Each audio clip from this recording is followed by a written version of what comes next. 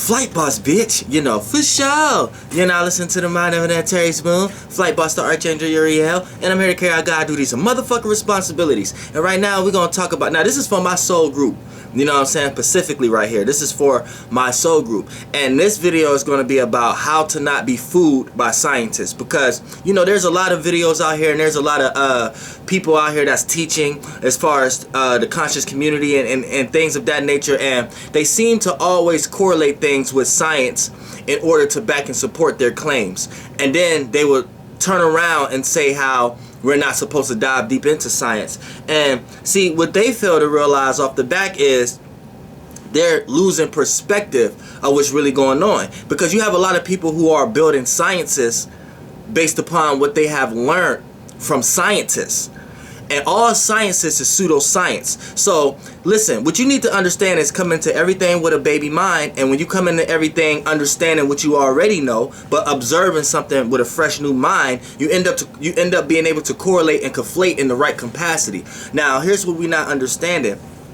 As far as a science, see, look, scientists, what they're doing is they're putting titles and names on actions and attributes.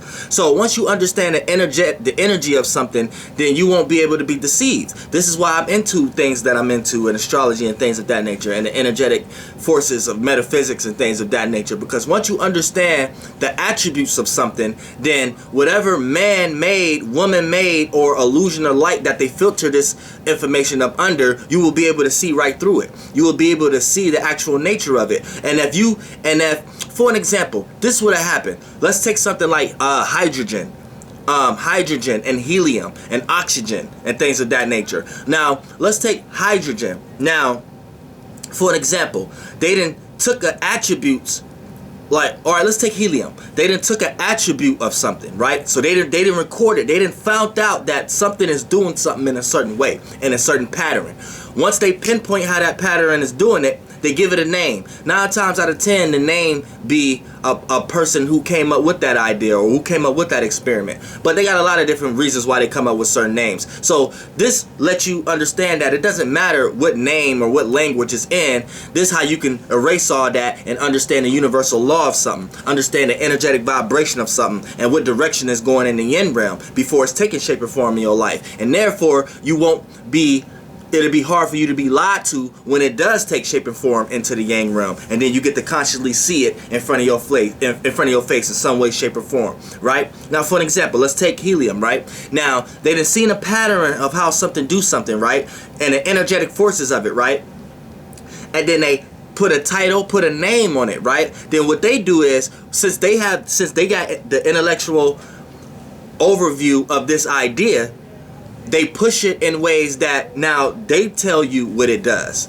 And then they create what it does. For an example, things are in particles, things are waves until you observe it. Then it becomes a particle. So in this circumstance and situation right here, you're in a situation where when they are observing, you know what I'm saying, observing the circumstance and the situation and the pattern of it, right? They see one piece of it. They see as far as they can perceive it. Then the title and the name that they give it, right? They push it out into the world as if they know how it works and they know how it don't work. So then you find yourself putting a lot of money into their experiences. The experiments.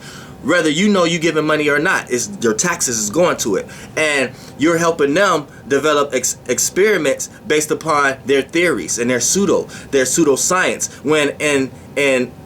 When really, who said that that's actually hydrogen and to begin with? Who said that's actually helium to begin with? So when you understand things like this, when you hear a person like me and I start to explain things like hydrogen and helium, you know I'm coming from a central place. You know I'm coming from a place where I'm talking about the energetic vibrations of it. So if I start to explain helium or hydrogen in ways that you never heard before, I'm going based upon the energetic force of it, the universal law of it, and how they perceived it to be a pattern in the first place. Not the theories that they put around it on what it's actually doing and how it's actually taking place. No, and with the words of it. See, you get fucked up. You start to get lost in atoms and shit like that, and correlating with the scientific atom with the religious atom. And then once you bring these two together, you think you brought something smart together, when really the atom is just, this is our civilization way of explaining how they was explaining the atom back in the day. And you making that connection is not you being smarter or anything. You see what I'm saying? It's just because people are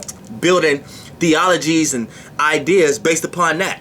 They like, oh, the atom today is just talking about the atom back then. So you see, you got man trying to do this and man trying to confuse. It ain't none of that. You know what I'm saying? Now, it could be that to a small degree and a small percentage, but not as much energy as y'all saying that y'all think elites and stuff is putting into it. No. You know what I'm saying? No. Now, what you need to understand, let's go back to talking about helium. Now, when you do your research on helium and you understand what they're trying to say, what they think it is, and the helium was the name that they gave it, what they're describing is something that goes within, something that causes condensedness, something that's, so if you want to, you utilize forms of, now, see, in some way, shape, or form, 20 years from now, me and my soul group, we're going to be in our language, in our new language, because I created a new language, which I'm about to start presenting to y'all and show y'all. We're going to be in that, and we're going to start coming up with our own words and frequency vibrations and our own emotions about everything in this illusion. So the world we go to, we run that shit. We won't be coming back into no world where we always have to feel like somebody else run it or we're opposed. They already got this. Them motherfuckers already becoming solar systems and shit. It's already too late. The only thing you can do is go to another being and start fresh and over and try to take over that. Try to take over something that's already have the power and energy. You're going to outwear yourself. You know what I'm saying? And you may get destroyed. You know what I'm saying? That's like going against an entity that's way more powerful than you. You're going to get destroyed. Yeah, your story may be praised years from now, but what good was that? You didn't experience your life that you wanted to. You experienced a bunch of shit that spirits wanted to experience within you. The fight or battle that they may have lost when they walked the world and shit like that. You see what I'm saying? So you gotta stay clear. Stay clear. Now when we talk about helium, right? Helium deals with, so if you want to do a form of helium, you did helium first when you came out. Anytime breathing in, that's a form of helium. That's the energetic force of helium going within. So anything you see something that's going, that anything that has a form of condense to it has a form of helium to it. Anything that could get condensed into itself, it has a form of helium to it. Now at some point we're gonna stop calling these things these names, because scientists already got intellectual properties over these names, and they're trying to make these things do what they want them to do by using you to do that, by making you pay attention to how they learned about it. Nah, we got our own concept. We know what's going on. Archangel Uriel, my soul group, we know what's going on. You know what I'm saying? We not lost in any man things. We just use that shit as tools. You know what I'm saying? But for the most part, helium. That's anytime you're going within, anytime you see something that has the condensed power, anytime something has the attribute of condensedness, that it could condense. Water can condense. That means water has motherfucking helium in it. You know what I'm saying? Your lungs could condense into it, collapse into itself. It got helium into it. You see what I'm saying? So everything is, anytime you see it, that's a attribute. Now, when you want to say hydrogen is a forceful attribute. So anytime you see breathing out, that's a being. That's a world. That's an existence. You share a piece of that world. Your body ain't nothing but a bunch of worlds put together based upon your travels, because you've been building a mind. You know what I'm saying? First you built yourself a nucleus, and that's the most fixated state. But fixated nature deals with physicality, deals with energy, deals with stableness. You know what I'm saying? So that's your first form of physicality. This is why we got so much imagination about fixed stars and things of that nature. Because when something fixated, that's the most prominent energy to be in any physical existence. You have three existences though, but in any physical existence, you know, stableness is, that's why you got Shaolin monks and things of that nature, and people who learn these kind of sciences. You know what I'm saying? It's a situation where the fixed nature is a form of stability, it's a form of foundation, and you always need a foundation of something before things could blossom from it. And that's with any physical thing. So you know, you just start building yourself a body, you know what I'm saying? Then you built a body around that, which was the sperm cell and all that shit. and things of that nature. Then you build it up. Then you build another body. Then you just keep building layers of bodies based upon your travel. And your travel, you're going into worlds. You're going into different portals, different spaces and location. For an example, for me to just move my face like that, that's a whole nother world, a whole nother existence, a whole nother realm of reality for my small, shapeless, formless, odorless, non-flammable gas. You see what I'm saying? So it's like you think you're big, but you're really small. You see what I'm saying? I'm trying to get y'all to clearly understand this, but you know, that's a whole nother world. So you within these worlds, it's like anytime you go within something, you have to die. You have to separate. You have to descend. You have to divide. You have to become a devil. You have to density. You know what I'm saying? Depth. You end up having all that anytime you go into a realm. You know what I'm saying? Like I said, when I did this, that's another world. You see how much depth, how much density I'm looking into? You know what I'm saying? But you don't perceive it like that. You just perceive it as, oh, I'm looking here, I'm looking here. Half of you type of people don't even know if you coming or going. You know what I'm saying? Each piece of fucking life is a whole different experience. That's what you really need to understand.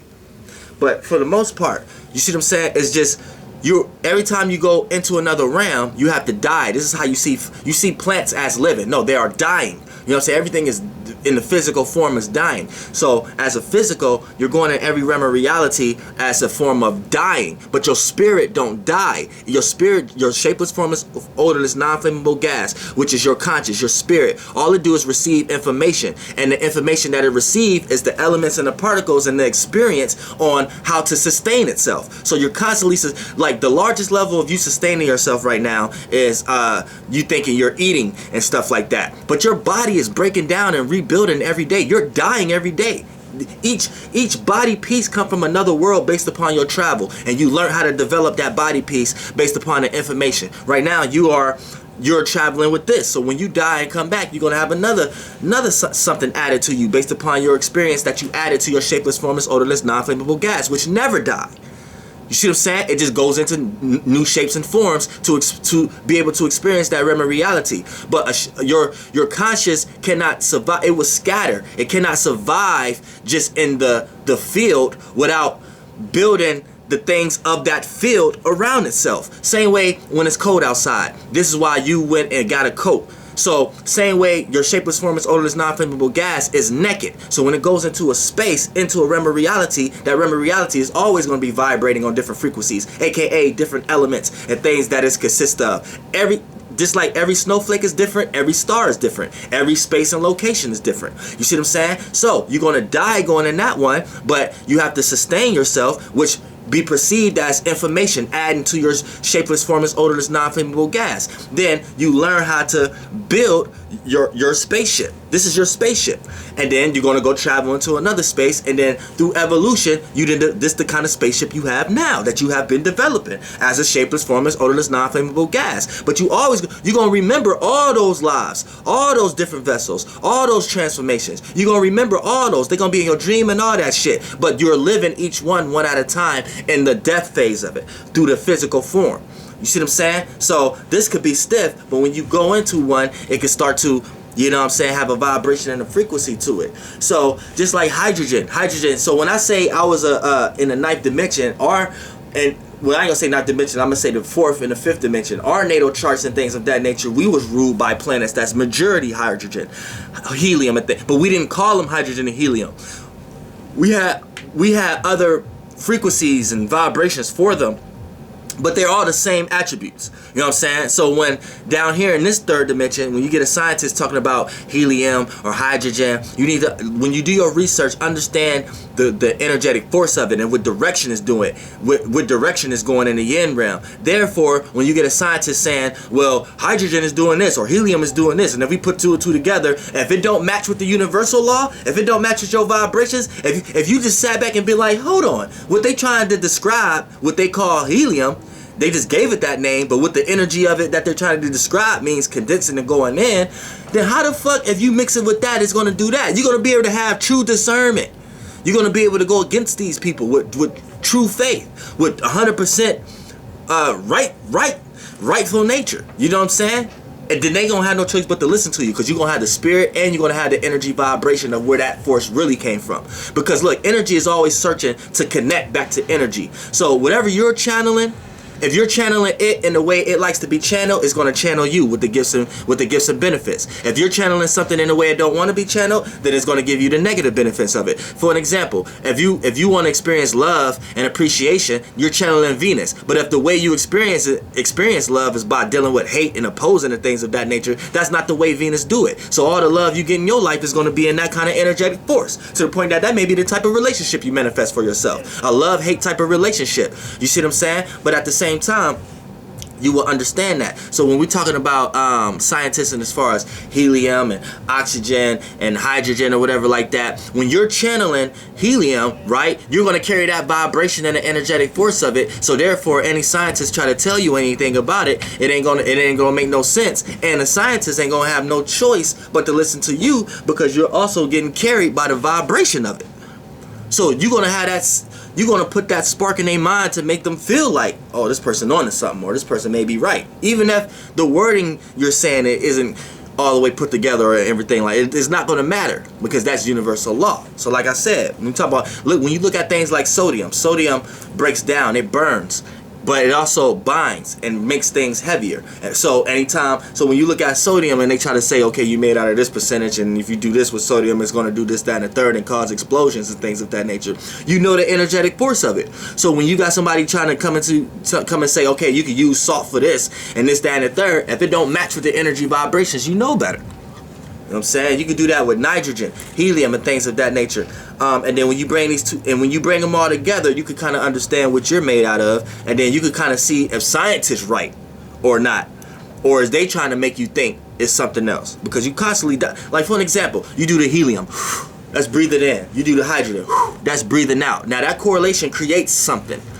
You see what I'm saying? That correlation creates something, but one is dying and one is being birthed. You see what I'm saying? When you breathe in, that's alive. When you breathe out, that died, and then you brought birth to you breathing out. It's a birth and death process to everything, and you're constantly doing this back and forth to sustain yourself. So this back and forth, you got a lot of people who try to conflate this. People who are lost in the physical, they'll try to tell you that the physical is one thing with the spirit, and they'll try to tell you that this is what's actually going back and forth. And no, it's not that. Flight boss, bitch. Goddamn air.